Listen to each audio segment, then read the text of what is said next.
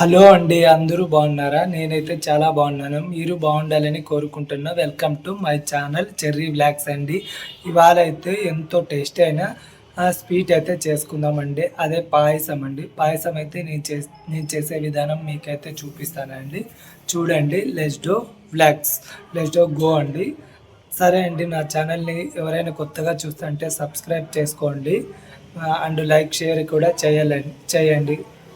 సరే ఫ్రెండ్స్, మనమైతే ఇప్పుడు పాయసం చేసే పద్ధతిలోకి అయితే వెళ్ళిపోదాం. ఫస్ట్ అయితే మనం స్టవ్ ఇచ్చుకొని బాణలో అయితే పెట్టుకుందామండి. బాణలి పెట్టుకున్న తర్వాత కొద్దిగా రవ్వ అయితే వేసుకుందాం.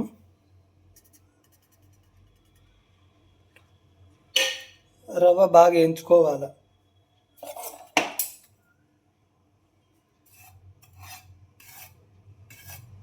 కొద్దిగా తీసుకున్నానండి రవ్వ. నేను బాగా క్లీన్ చేసుకొని రవ్వ అయితే బాగా వేగిపోయింది. పక్కన అయితే తీసి పెట్టుకున్నా. ఇప్పుడు అదే బాండ్లీలోకి కొద్దిగా నెయ్యి అయితే వేసుకుందాం.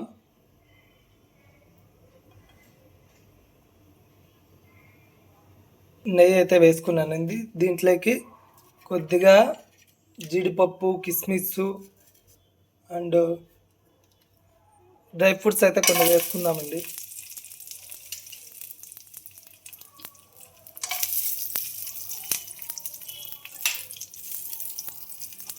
మీ దగ్గర ఏ డ్రై ఫ్రూట్స్ అవైలబుల్ ఉంటే అవి అయితే కొన్ని వేసుకోండి.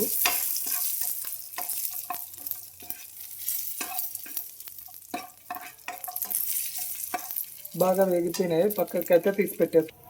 అందులోకే సేమ్యాలు కూడా వేయించుకుందామండి.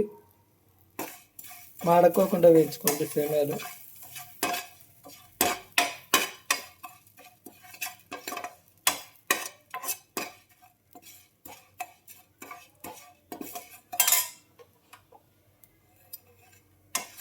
సేమ్యాలు అయితే బాగా వేగిపోయినాయి.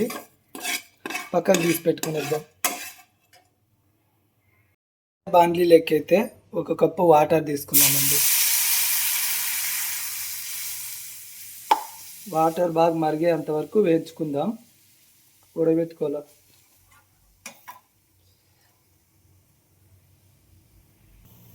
వాటర్ అయితే చాలా బౌల్ అవుతున్నాయి. దీంట్లోకి అయితే ఇప్పుడు 1 గ్లాసు క్రీమ్ మిల్క్ అయితే తీసుకుందాం.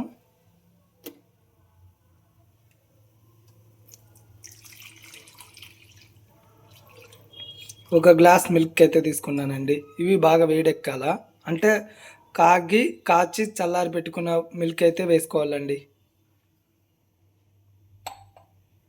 పాలైతే బాగా మరిగిపోయాయండి. చూడండి ఎంత బాగా మరుగుతున్నాయో. ఇప్పుడైతే మనం సేమియాలు, రవ్వ 2 వేసుకొని చూసుకుందాం. రవ్వ సేమియాలు అయితే వేసేసుకున్నానండి. రవ్వ వేసిన వెంటనే మిక్స్ చేస్తూనే ఉండాలి, ఎందుకంటే రవ్వ గడ్డ కట్టిపోతుంది వేడి వల్ల. రవ్వ అంటే మళ్ళీ ఎక్కువ వేయలేదు, మీరే చూసారు కదా, కొద్దిగా ఓన్లీ గట్టిపడడానికి. పాయసం ఇవైతే బాగా ఉడకనివ్వాలండి. సేమియాలు, రవ్వ అయితే ఉడుకుతుందండి. ఇప్పుడైతే మనం చక్కెర వేసుకుందాం. నాకంటే అందాజ్ తెలుసు కాసే అందాజ్ తీసుకునండి. 1 కప్పు పాలకి 1 కప్పు వాటర్కి 1/2 కప్పు చక్కెర అయితే సరిపోతుంది.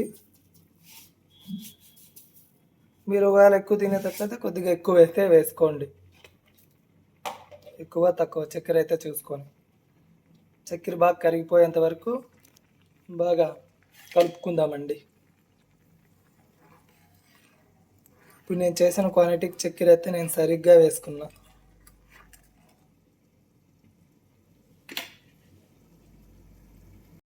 పాయసం అయితే ఎలా ఉడికిందో ఫైనల్గా అయితే అయిపోయి వచ్చిందండి దగ్గరికి. చూడు. ఇప్పుడు మనం అప్పుడే ముందుగా వేయించుకున్న డ్రై ఫ్రూట్స్ అయితే వేసేసుకుందాం. డ్రై ఫ్రూట్స్ అయితే వేసేసుకుంటానండి. అలాగే కొద్దిగా బాదం పొడి అయితే వేసేసుకుందాం. కొద్దిగా బాదం పొడి అయితే వేసేసుకుందామండి. ప్యాకెట్ బాదం పొడి అయితే వేసుకుంటాను నేను.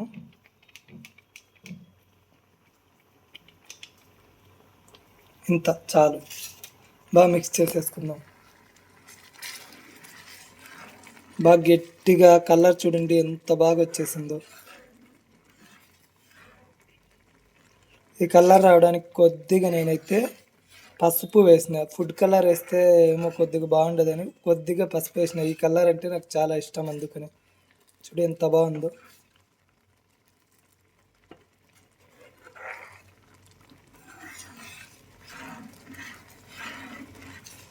పాయసం అయితే సూపర్గా రెడీ అయింది. తింటే మాత్రం చాలా టేస్ట్ ఉంటుందండి. కలరు అనేది మీ ఇష్టము. నేనైతే కొద్దిగా వేసుకుంటా, చూస్తే బాగుంటుందని. మిల్క్ కలర్ కొద్దిగా క్రీమీ కలర్లో ఉంటే బాగుంటుందని.